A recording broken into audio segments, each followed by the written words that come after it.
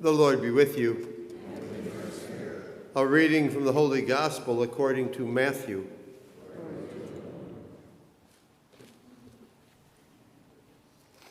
Jesus said to the chief priests and elders of the people, "Hear another parable. There was a landowner who planted a vineyard, put a hedge around it, dug a winepress in it, and built a tower. Then he leased it to tenants and went on a journey. When vintage time drew near, he sent his servants to the tenants, and one they beat, another they killed, and a third they stoned. Again he sent other servants more numerous than the first ones, but they treated them in the same way. Finally he sent his son to them, thinking, 'They will respect my son.' But when the tenants saw the son, they said to one another, 'This is the heir. Come, let us kill him and acquire his inheritance.' They seized him, threw him out of the vineyard, and killed him. What will the owner of the vineyard do to those tenants when he comes?" They answered him, "He will put those wretched men to a wretched death and lease his vineyard to other tenants who will give him the produce at the proper time." Jesus said to them, "Did you never read in the scriptures, 'The stone that the builders rejected has become the cornerstone. By the Lord has this been done, and it is wonderful in our eyes. Therefore I say to you, the kingdom of God will be taken away from you and given to a people that will produce its fruit." The Gospel of the Lord. Praise to you, Lord Jesus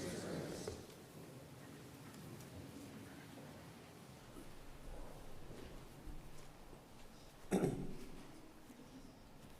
My first thought about that parable is that the landowner was at the least naive and possibly even very foolish.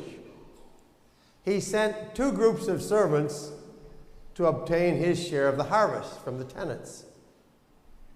They mistreated the servants and even killed some of them.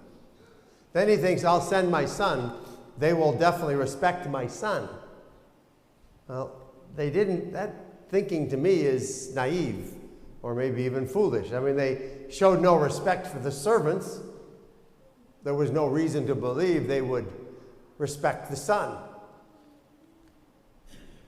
But it wasn't naive or foolish. It was giving them the opportunity to do the right thing. The landowner knew they wouldn't respect his son, but he sent him anyway to give them that opportunity. This parable, in a way, is a summary of all of salvation history, of our whole relationship with God. God created a vineyard, a place for us. God allows us to work in the vineyard. But God remains the owner of the vineyard and is entitled to a harvest from us. We didn't uphold our end of the agreement. So God sent representatives to remind us of our agreement.